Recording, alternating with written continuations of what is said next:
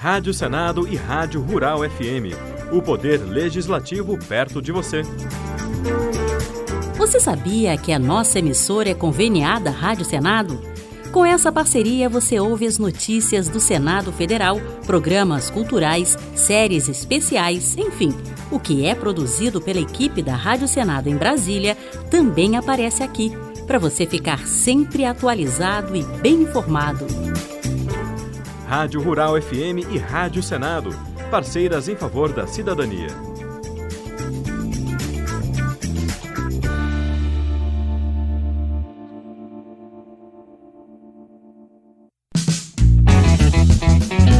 Passamos a apresentar Reportagem Especial.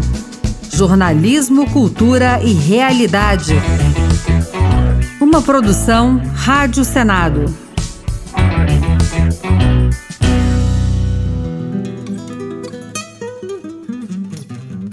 Um dos caminhos, lento, é verdade, para o combate às mudanças climáticas pode ser o reflorestamento. E a história já nos deu lições de que isso pode funcionar.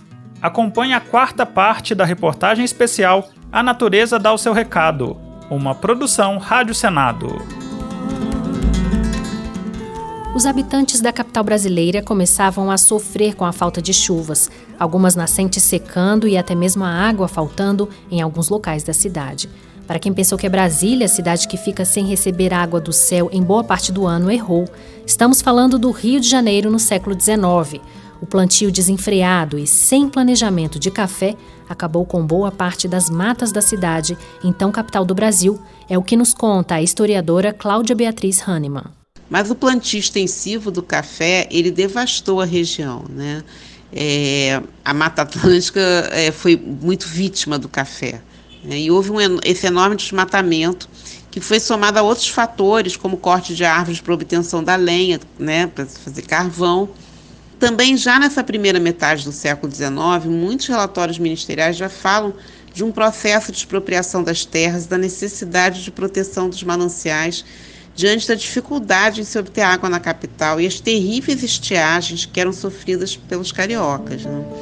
Hoje, aos pés do Corcovado e do Cristo Redentor, a Floresta da Tijuca se consolida de forma imponente, mas poucos sabem que ela é fruto de um reflorestamento justamente em meados do século XIX. As lições da antiga capital lá no século XIX devem ser trazidas para hoje, e até de forma urgente. Aquela medida de reflorestamento permitiu certa qualidade de vida aos habitantes do Rio de Janeiro, principalmente das áreas próximas à floresta. Hoje o problema é maior e global. A economia já sente efeitos, com problemas na safra em determinadas regiões, enchentes em algumas cidades, altas temperaturas e sequidão em outras. E o reflorestamento ainda pode abrir margem benéfica na economia, caso do mercado de carbono, em debate no Congresso e incentivado pelo governador do Espírito Santo, Renato Casagrande. Mas que é bom que o Congresso continue debatendo, que é a regulamentação do mercado de carbono, né? Ter uma regulamentação do mercado de carbono, debater esse tema, a gente criar, de fato, e definir o mercado de carbono no Brasil, e que esteja em sintonia com aquilo que a Conferência das Partes vai debater em novembro, é muito importante também. A conferência citada por Casagrande ocorre na Escócia em novembro, a COP26. Será mais uma oportunidade para debater o tema. Para explicar direitinho sobre o mercado de carbono, vamos ouvir o João Lampreia, mestre em ciências ambientais que atua nessa área. O mercado de carbono é ou quando um governo regula as emissões de um determinado setor ou vários setores num país e permite que esses atores do setor vendam e comprem títulos de redução de emissão para compensar. Então, se a gente fala, por exemplo, olha, você só pode emitir 10 toneladas de carbono por ano. Se você emitir mais do que isso, você tem que comprar de alguém, né, um certificado que mostra que aquela pessoa reduziu o tanto a mais que você emitiu. Se emitiu 11, você tem que mostrar que você comprou um certificado de 1 tonelada.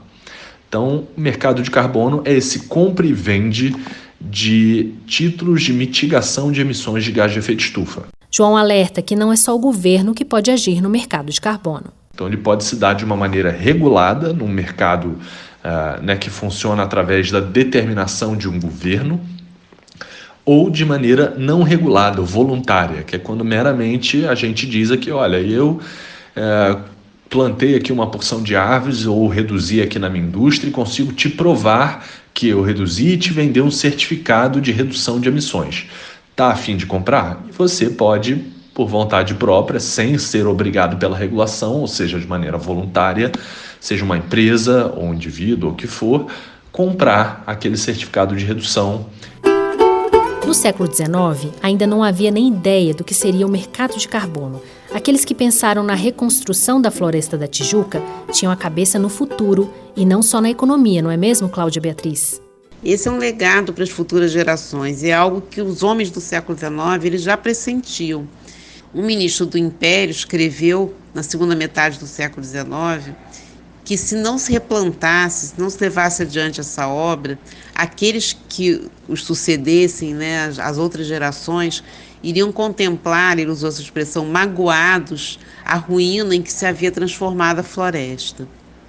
Então, reflorestar é um gesto também para o futuro, sempre. Mas hoje a economia faz diferença, e não é só a macroeconomia, mas também a micro, a do pequeno produtor, feirante, comerciante. Ele sabe que a floresta também está ligada ao seu ganha-pão de alguma forma. É o caso do Miguel Cristóvão de Caspitrano, no Ceará. E isso fez com que os macros e os micro-organismos deixassem de produzir aquilo tudo que nos ajudava antes com a plantação natural, com a plantação convencional, que hoje é tudo querendo ver o dinheiro e esquecem de tratar do meio ambiente. Seu Miguel, o que a gente não pode esquecer é que uma atitude, qualquer que seja ela, que tomamos neste instante, terá reflexo lá na frente. Seria bom, então, que plantássemos algumas sementes, não é mesmo? O reflorestamento é apenas uma das soluções para as mudanças climáticas. Saiba mais sobre esta e outras iniciativas na próxima parte da reportagem especial A Natureza dá o seu recado.